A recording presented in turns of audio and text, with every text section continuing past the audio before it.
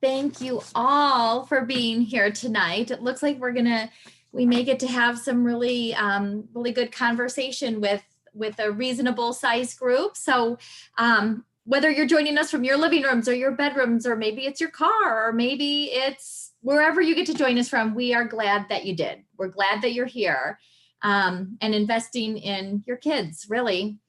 So for those of you who may not know KidsMatter, we are a nonprofit in the community with our main goal of building resilient kids who say no to destructive choices and yes to endless possibilities. Over the last several months during this COVID-19 pandemic, KidsMatter has seen an increase in the volume of crisis text line by over 50%. The crisis text line is something that KidsMatter manages, and it's a free 24/7 access to help with just one text to start a conversation. So with areas of isolation, loneliness, anxiety about the uncertainty, we've seen drastic increases in all of these areas. And we feel that this paints a very clear picture of what our youth really need right now. And that is why tonight we are so excited to bring to you Common Genius, Uncommon Destiny. So please let me introduce Mr. Reggie Key to you. Reggie Key joins us tonight as a youth advocate and motivational speaker. He tours local districts, local areas, motivating a variety of different students with material geared towards specific needs. So tonight we wanted everyone to know that everyone is a genius and everyone has a destiny. Reggie offers direction to students in college prep classes based on his own experiences, both as a financial aid officer and through workshops. He's also the author of multiple books. The one I'm really wanting to point out is Common Genius, Uncommon Destiny. So it enhances what we're going to talk about here tonight and furthering exploring this strange thing of genius that normally seems so exclusive. So Reggie studied at the University of Delaware, receiving a bachelor's degree in computer science engineering. And then he went on to earn a master's degree in business administration with that focus in leadership management, which is what brings him here today. So please help me in welcoming Mr. Reggie Key. Thank you, Reggie, for being with us. Thank you for having me. I'm really excited to be here with KidsMatter. And I really want to make sure that with the limited time that we have and the good audience that we have some interaction, we have some participation. So I hope everyone's familiar with using the chat feature and using your emoticons, because I am going to be interacting with you in such a way that I need some feedback. I don't like to hear my voice talk for too long without hearing some other people be able to chime in and give me some real, I like to ask questions and they're not rhetorical. And so with that, I'm just going to share my screen. And we're going to get right into it with my first question. So as it was already stated, the name of this workshop is Common Genius, Uncommon Destiny. And with that, I want to ask this question to start us off. And use your emoticons or put in the chat line is let me put your name out there and let me know. How many of you would declare yourself to be a genius? When you hear that word genius, how many of you identify and say that's me? You can actually raise your physical hand, do the emoticon if you're really familiar with Zoom, or put your name in the chat box and I'll see what happens. So I see one person has responded. Now, typically, if I do this, and I do this often, about 20% of the people will raise their hand, and that's not a lot of people who will self-identify, and that lets me know I'm in the right place, because it's this inability to identify as genius that makes the world remain in a place where there's work to be done. I think all of us would agree 2020 has shown us that the world is in fact broken. And the reason why the world is broken is because there's not enough of us who realize that there's genius potential on the inside of us to contribute to the world, to help fix the things that are not as they should be. And so my next question, I'm going to need you to use the chat features again. The next question is this, and this is an important one. It's an important follow-up to the first. What or who comes to mind when you hear this word, genius? And so I just need y'all to put some names or adjectives or nouns. What or who comes to mind? There are no wrong answers here. We're just brainstorming. And when you brainstorm, The only wrong answer is the answer not shared. Oh, y'all lighting it up now. Let me see if I can see some of these answers here. Einstein, only one God, science, Bill Gates. Okay, we're getting some good answers, some good responses here. Steve Jobs, working towards becoming one. Okay, I like that. I like that, Kamala. I'm saying your name like the vice president.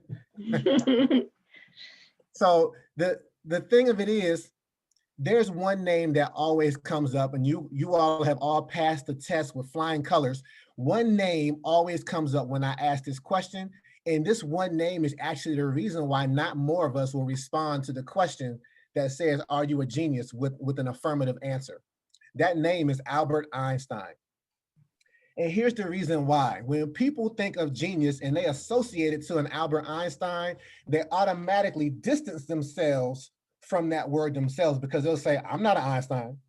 And they'll say, hey, look, I don't know what E equals MC squared is. I have no idea what the theory of relativity was. I don't care about physics at all. I hate physics.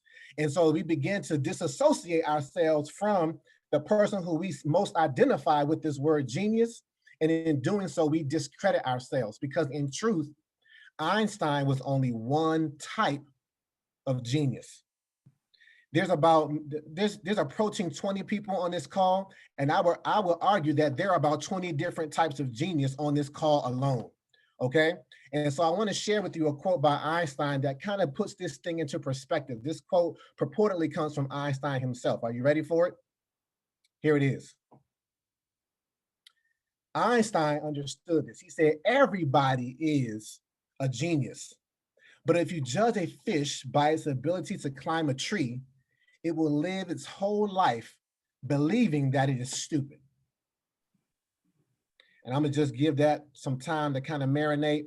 I may say it again. It's worth saying twice, just to really make sure that you're like really understanding what it's saying and absorbing it. So I'm gonna read it again. Everybody is a genius, but if you judge a fish by its ability to climb a tree, it will live its whole life believing it is stupid. Now, let me explain what that's saying, at least what it's saying to me. And everybody can see the little fish here down in the corner struggling to hold on to this root. The fish looks out of place, right?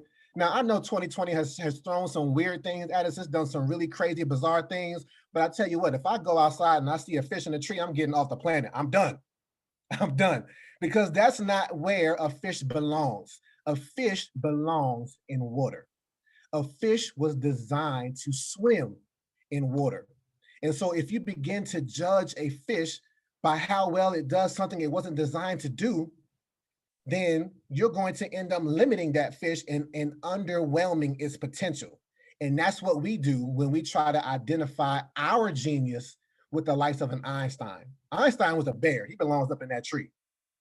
But you have something unique to you that separates you, or it may align you with Einstein. There are some physics geniuses out there, but you have your own genius. And in fact, genius is not about your academics. That's a type of genius, but genius is not about your GPA. You can't discount yourself and say, well, my GPA is less than a 3.5, so I guess I'm not a genius. No, that's only one type, okay? And so what I want to do is I want to put this thing within your grasp, within your clutches, and I want you to begin to self-identify with this word genius. And I'm going to help you do that by showing you an equation. Now, some of you may be shivering already, like, wait a minute, I thought you just said that genius wasn't academic. How are you going to throw an equation on us, a formula, to let us know what our genius is? Now, relax. I love math, but I know some of you don't like math.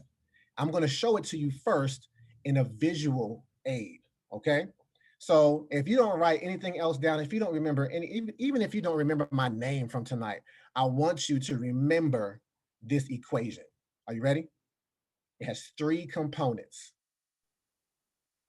Genius is a combination of your passion, your talent, and your purpose. If you can simply identify these three things and find out where they overlap, you will in fact discover what your specific genius is. And so in order for me to help you do that, I need to break down what these words mean. I need to understand what you think of when you hear each of these different components, okay? So in like manner, how we talked about what comes to mind when you hear this word genius, I want you to tell me what comes to mind using that chat feature again. What comes to mind when you hear the word passion? No wrong answers. Just light up the chat. All right, I see some answers coming in. Let me see what y'all saying here. I think that's LM Diaz says, well, Newton was another type of genius. Cheryl Lynn says love.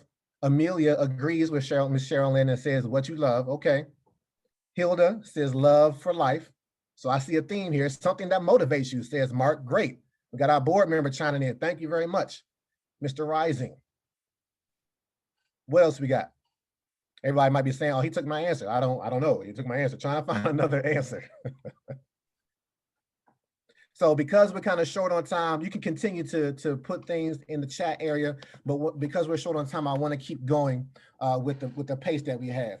The word that I like to focus in on, though there are no wrong answers, the word that I like to focus in on is this word love. We associate love with passion as much as we associate Einstein with genius, but here's where it gets interesting. In fact, I agree with love. I love love. But I'm saying for the purpose of understanding your genius, I want you to save love for marriage. When it comes to your genius, passion is actually dictated by what you hate. The exact opposite of love. I mean, haven't we all said or heard the expression, I hate that, with a passion? When you hear someone make a statement like that, they're telling you something that affects them in a negative way. They're telling you something that affects people they love or their community in a negative way most of the times. And they'll say, I hate that with a passion. And my thing is this: the thing that you can identify as something that you hate is most assuredly something that's broken in your society, in your community, in your neighborhood, in your schools, in the world in large. Okay? That thing that's broken is something that agitates you because it affects you. So let me give you an example. Everyone, I know we're all, in remote learning, but if you can think all the way back before COVID hit, we were all in classrooms and we used to have assigned seats. I want you to imagine that you go into a classroom one day and your assigned seat, the seat that only you sit in for that period, is broken. And you begin to tell people, hey, look, my chair is broken. You begin to ask your teacher, can you fix my chair? And they say, well, I don't know how to fix that. You're gonna have to talk to the janitor. You talk to the janitor, he's too busy. You day after day, you're affected by this seat and nobody's doing anything about it. And you may eventually point to this seat and say, can somebody please fix this? And in fact, the thing that you see that somebody ought to fix, if you keep on day after day pointing it out, is actually something that you were meant to fix. It's only impacting you. And the beautiful thing about it is, once you begin to fix that thing that's agitating you, that thing that's broken, that's affecting your life, if you see someone else with a similar condition, you'll say, hey, look, I've experienced that and I can help you fix it as well. So I want to get into that a little bit. I want to ask, here's my next far from rhetorical question. You ready? Here it is. Hit me up in the chat area and tell me, what is it that you hate? I'm gonna share with you some things that I hate later on, but I want to hear from you. What do you hate? Now, don't say a person. Don't put somebody's name in there. Her, him. Like, don't do that. We're not talking about who you hate. We're talking about what you hate. And right now, some of the adults may be like, what did we let this guy do? He's asking the kids what they hate. This is terrible. But it's actually very constructive.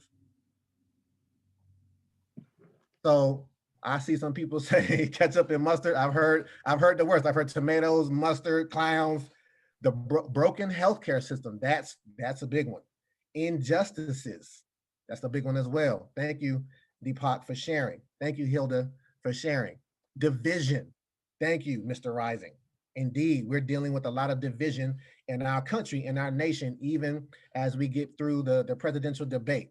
Okay. So the thing of it is that as you begin to see some of these themes start to come up, the thing that you hate that's broken in the world is never going to be something small. It's going to be something actually quite systemic, something quite large, in fact. But you're going to be so driven by your passion to fix it that even if you're chipping away at it bit by bit, you're going to be driven to do it. The word that comes up a lot when I ask this question, what word do you think of when you think of passion? Drive comes up, compassion comes up. And so the things that are large is almost like a David and Goliath type of battle, whereby even though you see this thing as being large, you're so driven towards it that it won't even matter to you if it looks like the odds are not in your favor. You'll attack it, you'll go against it, and you'll make sure that it begins to be fixed according to how you see fit. Now the question becomes, if you have something that's broken, what do you need to fix it? Just in general. If we're still thinking back to this chair analog that I gave, if you have a broken chair, the thing that you may look for is a tool.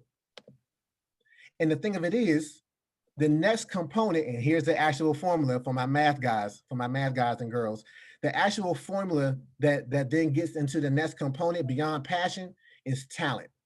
And so your purpose in life actually is to identify what your talent is and see it as your tool. And so once you pick up your talent, once you understand what your tool is, you then apply it to your passion, the thing that's broken in the world that agitates you, and you will therefore unlock your genius. That's how this works. That's your purpose in life. Identify your talent, identify your passion, and then it begins to be like a puzzle coming together. A lot of us have been putting together puzzles over the COVID season, and you begin to put together the puzzle. And if you ever put together a puzzle or done math, the reason why people don't like math and some people hate puzzles is because you don't get it right the first time. It takes some practice. It takes some angling. It takes some, well, maybe it goes this way, or maybe this is not the way it fits. And so what I want to do with you as a motivational speaker, because a lot of times motivational speakers come up here and we present ourselves as very polished and put together, and we've never made a mistake. But in fact, when you start to put together this equation, you're going to come against some failures. And failure is okay because it's a future opportunity to learn or to teach yourself. So as long as you turn your failure into a learning lesson, you're going to be okay. And so I want to share with you how, if somebody had told me at your age that this genius equation existed, how I would have gotten it completely wrong. And it's okay, because over time, I began to understand more and more and more what I had as a talent and what many of my passions are. I have more than one passion. I have more than one talent. And I'm sure many of you do as well. And so let me just share what it was. If I was in middle school right now, I don't remember the age range of who I have here, but if I was in middle to high school and I heard this message right now, or rather back in the day when I was that age, it's been a while for me, this is what I would have had. I would have had it all wrong. So remember, I told you that your passion is tied to what you hate, but it's not about who you hate, it's about what. In middle school, I could have told you what I hated unequivocally. It was Steve Urkel. Now, a lot of you are probably too young to remember this show called Family Matters, but it was a sitcom that had this character named Steve Urkel. And Steve Urkel he was very smart. He was a nerd. He had high waters, suspenders, and these Coke bottle glasses. Now, that may be a funny image to you, but it wasn't funny to me because I had the same exact pair of glasses as Steve Urkel did. And so when I went into middle school trying to make new friends and say, hey, my name is Reggie, it was like, no, we know your name already. You are Steve Urkel. And so when I got that a couple times, it really started to annoy me. And I was like, you know what? I hate Steve Urkel. I hate this dude. I used to watch Family Matters just upset. Like, I wish they would take this guy out the air, because people were putting labels on me before they got a chance to know who I was. And that gets into one of my passions a little later. And so I'm already off track with my genius equation because I'm hating someone and not something, okay? So let's go to the next. Let's see how this continues to go. My talent that I saw back in the day, I told you I like math. My talent was math, and it still is math, okay? Now, my purpose in life back then, I would have told you that I was going to be the next great game developer. I loved Nintendo when it came out. I played it as much as I could in between my studying and things of that nature. But if you look at this equation and put it together, this doesn't make any sense. Unless I was going to program a game that helped Steve Urkel fix his high waters, this equation was all off, okay? So the thing of it is, like I said, like I'm telling you, you'll course correct though. You'll begin to analyze and say, how does this fit together? How does this make sense for me? And so I want to share with you how my genius looks now. I told y'all that typically when I do these presentations, only about 20% of the people raise their hand. No matter if it's 20 people, 200, 500, not many people are confident enough to say that they're a genius. And that gets into the thing that I hate. The thing that I hate, actually, before I get there, I got a little ahead of myself. One of the things that I hate actually is empty rap music. I love hip hop culture, but I hate where it is right now because it's destructive. What they allow to get into the radio is destructive. It puts labels on me as an African American male that I now have to fight, which creates prejudice, which creates injustices, which, you know, it just balloons. And so I hate where the music is because the platform can be used for good, but it's not being used at its best right now. And so what I discovered in college as I was studying computer engineering was that I'm also a wordsmith. I love words. And I began to write poetry, and I began to use that poetry to analyze myself. And then I turned it outward and began to analyze my community and my culture. And so what I did was that purpose, I applied the poetry to my hatred of empty rap music, and I've developed books and workshops that talk about how to reform hip hop. That's genius. Not to say, you know, I'm not like, you know, pat myself on the back, but that's how this genius works. Now, let's get into what I was talking about before I forgot that I was talking about empty rap music as well. That was my first example. This is why I'm here with you tonight. The thing that I hate is when you don't know who you are. Because if you don't know your own identity, when somebody comes along and tries to tell you who you are, because people put labels on other people to make their world make sense. And in doing so, you create inequities in people because you begin to say, you know what, just based off of how you look, I can tell you who you are, at least who you are to me. And those type of labels are damaging because if you don't know who you are and somebody puts a false label on you over and over and over again, like there's plenty of false labels that I've talked about in empty rap music that were put on me as an African-American male. If I didn't know who I was and was confident of who I was, I may start to take on the attributes of some of those labels. Hey, they're saying that, you know, I abuse women. They're saying that I got to be a drug dealer. They're saying that all I can do is play basketball. They're saying that the love of money has to be my drive to do anything. And if I begin to see images in the media of people that look like me that are doing these things and I don't know who I am, I will start to act out and do just that. If I don't know and I'm not confident that beyond my first name, I'm a genius. All right. And so you can even feel me getting excited about my ears are getting hot. Like I'm getting excited just talking about it. That's the thing that really drives me. That's why I'm here talking to you this evening. Now, my talent, you already saw. I'm a wordsmith. I put together workshops. I put together books. I know how to create things with words. Okay. And so one of my other purposes in life, which unlocks another one of my geniuses, is that I've written books, and I'm doing this workshop right now that addresses you not knowing who you are with my talent of being a wordsmith. And that's how this begins to work. And so even as you're trying to figure out like, okay, these are the things that I hate, and these are the things that I'm talented at, the question naturally arises, well, I don't know if do I even have a talent? And so I wanted to share with you before I get into where talent comes from, because all of us have a talent within us. I want to give you some examples because one thing that I thought somebody may say about, well, here's what I hate right now in this season. I just knew somebody was going to say, I hate COVID-19. That's impacted all of our lives in this season. But I want you to see two young people who have taken what I believe is their hatred for COVID-19, and they've taken their talent and they're unlocking their genius and impacting others around them, because that's what true genius does. True genius doesn't just rest on its laurels and say, hey, I'm a genius. True genius gets to work and begins to improve people and surroundings within their community and within the world. So this young lady here, Annika, she is researching molecules, and she's gone through like millions and millions of combinations of molecules to find a way to fight COVID-19 once it begins to infect a person. And so this is what she's doing. And she looks like a kid that matters, doesn't she? She looks like she could be on this call tonight. The young man, his name is Taft. He stood in a line waiting. He either stood with someone or was in line himself, waiting to get tested for COVID, and it took over an hour.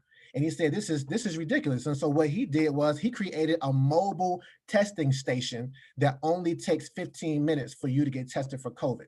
Now, I'm not sure what their talent is that enabled them to do this. Clearly, Anika's is science, and clearly, I mean, you have to be able to raise money to be able to have a mobile station. I don't know what their talent is, but you see that they're not just sitting around complaining about COVID-19. At a young age, at your age, they're doing something about it. That's what genius looks like in the here and now. And so I'm going to skip him for right now. I don't have time to get into Tupac. Um, all I'll say is Tupac lost his life because he accepted a label that wasn't his own. He wasn't a thug. He went to performing arts schools in Baltimore, was born in New York, but he misrepresented who he was in an attempt to fill in his passion, in an attempt to create a platform for his voice to speak to and for the Black community. He took on this label, this identity that was not who he was, and he lost his life because of it. And I'm not saying that you have the potential to physically lose your life, but if you begin to shortchange your genius, if you begin to compare your genius to someone else's, that's the same as not living your life to its full potential. And to me, that's a form of death. And I want you all to live your life to the fullest. All right, you have endless possibilities. I heard that earlier today. And so where I want to go now is I want to talk to you about, well, what happens if you think that you don't have any tool to apply to what's broken in the world? That tool, remember, T for tool, T for talent. What happens when you say, I don't have any talent? I'm here to tell you that it's generational. And I'm going to prove it to you like this. So, as it was stated time and time again, I'm an author. My first book of poetry came out, it was Still Waters. My second book came out and it addressed this hatred of empty rap music. It's called Defacing the Music. And right around this time that I came out with my second book, and this was like 2015, my son was about 9 years old.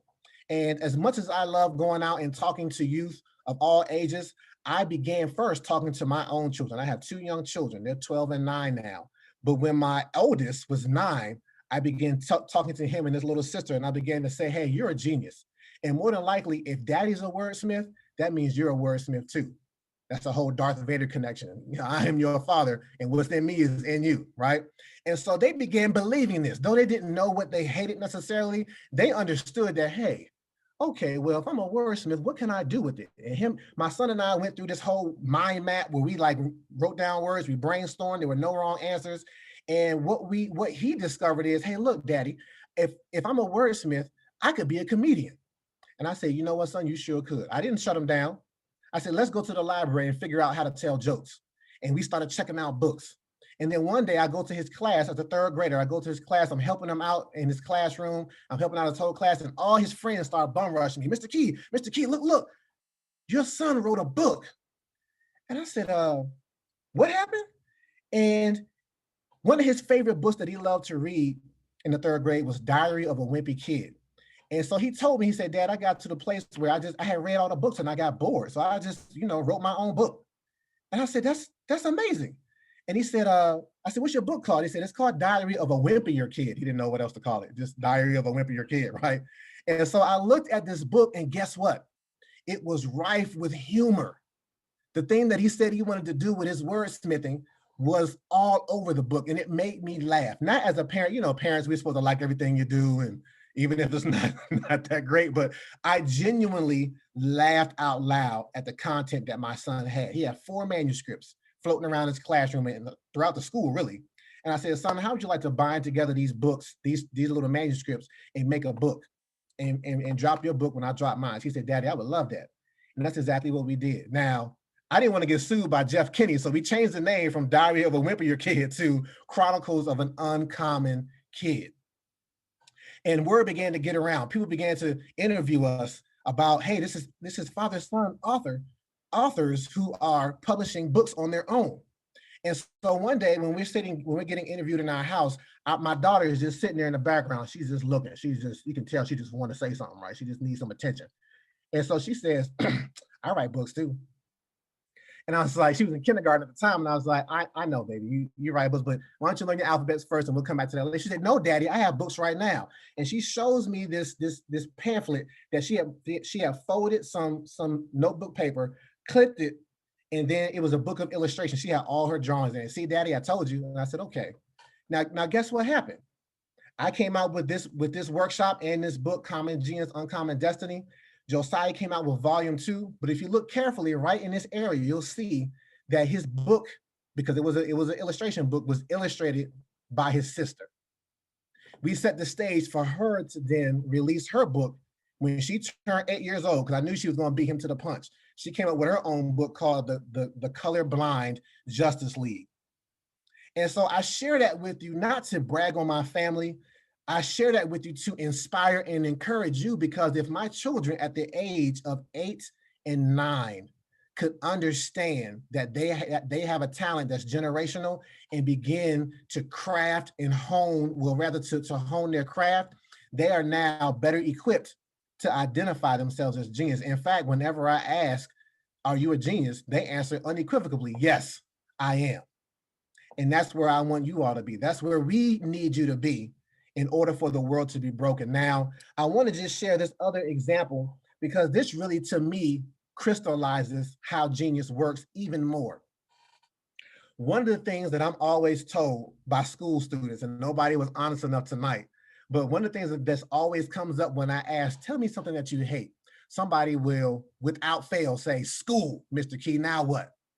Because they think they've derailed my entire workshop by focusing on, I hate math, Mr. Key. I hate some aspect of school. But if you think back to what I said, by telling you that the thing that you hate is the thing that you're meant to fix, anyone who hates school is a future educator. Because here's the thing, I talked to 7 to 9 young men for a whole year about their genius and about things in general. They were in 3rd, 4th, and 5th grade. They were all on IEPs, individual education plans. So they told me straight up, as soon as they had the opportunity, I hate school, because they were marginalized. They were put in one class, 3rd, 4th, and 5th graders, and were isolated from everyone else the entire day. And the thing of it is, the reason why they were in this class, I don't know how many of you know this, but I think the adults would agree that the school system is broken and it needs to be fixed. The people who are meant to fix it are the people who are being marginalized, though, because there are 7 to 8 different learning styles. And at most, schools are only reaching 2 of those 7 to 8 learning styles. And so if you don't speak one of those learning styles or learning languages, then you're going to feel left out. You're going to feel like, maybe I'm stupid because this isn't speaking to me. I'm not comprehending what's being said. Each of these young men felt like that. But if they were told you're a genius and they're able to discover their learning language, when they get older, they can turn that learning language into a teaching style and then begin to contribute to the system that they felt like, I don't fit here. I don't belong. It's broken. That's how this whole thing works. Okay, the thing, you're meant to go inside of the thing that makes you feel like something is off and just do something from the inside with your own unique genius. With a little bit of time that I have left, I want to share with you some quotes, but before I do, I'm going to give you one final example of genius. My one final example, I thought he would be on the slide, but I see he's not, but I remember, I've done this a couple times, is LeBron James. But you see, I'm not impressed with LeBron James on the court. I could care less that he's won 3 different championships with 3 different teams. I could care less about the Lakers. I don't really even like LeBron James that much. He shows me his genius, though, off the court. He shows me his talent on the court, but his genius is, in fact, off the court, because I would tell you, I don't know him, but I would tell you that his passion is related to where he grew up in Akron, Ohio. He grew up and dealt with poverty all his life. He grew up with schools that didn't have current books, didn't have technology, were run down and dilapidated. And do you know what he did with his talent? When he began to have a platform, when he began to have the money, he didn't just stop at, I'm gonna give me a couple cars, a couple chains, I'm gonna get my mama a house. He said, hey, I'm gonna go back to Akron, Ohio, and I'm gonna build a school. I'm gonna build a school with top-notch technology, with the latest books, that are current, that the additions are new, and he made it a public school because he went to private school to do what he did because this school system was so bad. And so him opening up a public school has opened up possibilities that were not present when he was there. That's what impresses me. That's what's genius. All right. And so I want to share with you a couple quotes. The first one is this, is short. It says, talent does what it can, genius does what it must. The second quote is another one from Einstein, and it reads, the world is a dangerous place to live, not because of the people who are evil, but because of the people who don't do anything about it. You can't do something about what's broken in the world if you can't first see that you have genius potential to offer and contribute to it. My next quote, I'm going to skip this one. This is a famous quote that's in several different movies that you may or may not have seen. Uh-oh, it got away from me. Let me bring it back. And it reads as follows. Oh, this is really bothering me today. There we go. Our deepest fear is not that we are inadequate. Our deepest fear is that we are powerful beyond measure. We ask ourselves, who am I to be a genius, brilliant, gorgeous, talented, and fabulous? Actually, who are you not to be? Your playing small does not serve the world. We are all meant to shine as children do. And as we let our own light shine, we unconsciously give others permission to do the same. Let your light so shine. You all are geniuses. And I hope that if I ask this question again, that more of you will raise your hand, because I'm confident that you're meant to change the world through your genius. With that, I'll thank you for your time, and I'll open up the floor for any questions that anyone may have or comments. We have any questions? I do see a question by Mr. Rising. Can your talent be developed, grown because of your passion?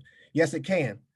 In fact, when I discovered this ability to write poetry, it was very cathartic at first. I just used it inward to focus on some of my brokenness.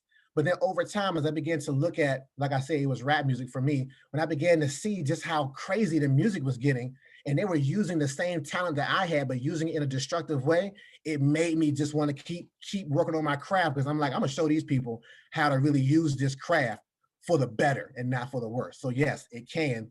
Your passion can help you develop your talent. Thank you, Deepak. Hilda, you explained it. Okay. So I'm hitting the questions. Great. Any other questions or comments? Reggie, I just have one quick question. If we end with, or if you could talk about, is this like something you write down and you put it on your desk so you see it every day when you open your Chromebook to do e-learning? Is this something that you play around with in your head? Is it something that changes and you scratch out your things? Like, it does. I think it does change. That's the reason why I say it's like math. It's okay to get it wrong. It's going to change over time. You don't know all the talents that are inside of you. I was 19 when I discovered that I could write poetry. I had no inkling. I had no care for poetry. It just broke in me one day because I was at a low point in my life. I was in a place where I wasn't doing well in school, and this thing just sparked on the inside of me. And so it will continue to grow. It depends on your learning style. Like you may be someone who's visual, so you may need to write it down and look at it every day. You may be, this is my alarm to let me know when to stop. You may be someone who's a logical thinker, and so you do just kind of go over it in your head over and over again, trying to put the pieces together. Whatever your learning style is, just make sure that you embrace that learning style. And you may not know it, but you can Google the 8 learning styles and take a test and figure out this is how I learn, and then begin to focus on this genius equation from that particular learning style. So it's different for everyone. One thing I did want to add on, if you can identify your genius, you're more inclined to, if you need to go to college, you're more inclined to know what your major should be, because it'll revolve around your genius. And guess what? Once you know what your major should be, you'll be able to focus on your career better. So I had to recalibrate. I'm not doing engineering anymore because I wasn't focused on my genius at the time. Right. And so genius unlocks your college major, which can unlock your career. Reggie, there was a question, Mr. Rising asked, where are your books available? Are they available on Amazon? Do you have a website? Like, where can we get your books? My books are available, and my children's books are available on Amazon. That is my website, inkwellspoken.com. All of my books are available for purchase there. It'll just redirect you to Amazon because it's just easier. I'm about to move to South Carolina, and it's easier for me to just let Amazon handle the whole packaging and process. But yes, all of my books are for sale through my website and Amazon. Thank you, Mr. Rising. I see your question, Mr. Rising. You talked about if you don't like school, you should be a future educator. As you know, there are a shortage of teachers. Any ideas of how to spark that passion in students now to become future educators? Mr. Rising, I'm confident that just hearing that, just think about those kids who were on IEPs. No one ever told them that they had anything to contribute in school. And so for one person to come in and say, no, you're a genius, first and foremost. And secondly, the thing that annoys you about school is the thing that you have the potential to fix. That's a game changer. Just one word can change the projection, the destiny of a person. And that one word that I'm using is genius. So that's why I'm trying to reach as many youth as I can, get this message in front of many people as I can, because I feel like this could really change the world. Well, And I think it can. yeah. I believe it can. Well, Reggie, thank you so much. We want to be respectful of everyone's time tonight. And again, thank you. And on our KidsMatter website, which I'll kind of type in the chat here, this event, this presentation will be available. So if you found it valuable and if you want to share it with other people who didn't get to be here tonight, please do that because it's an important message that our kids need to hear, and some adults too. You know, we all need to hear that we all have an inner genius, and we could be 45 and not have figured that out yet. So it's just a great message. So tonight's presentation will be available through our KidsMatter website. It's KidsMatter. I'm trying to type at the same time that I'm writing to you. So kidsmattertous.org. You know how to reach Reggie as well. And we just thank you all for being here tonight. Can I answer one more question really quickly? Yes. Yes. What are any best practices on how we can continue to instill this in our kids? So don't discourage them, even if it sounds like something bizarre. Like when my son said he wanted to be a comedian, I never forced either of my children to write books.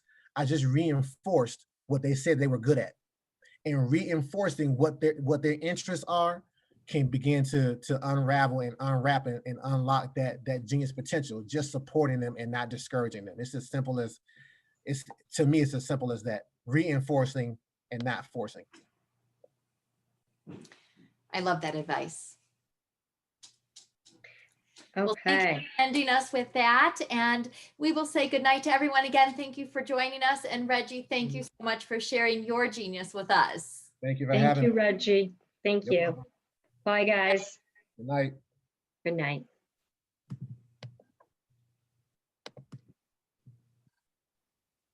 Okay, Miss Cheryl Lynn. I just have the recording.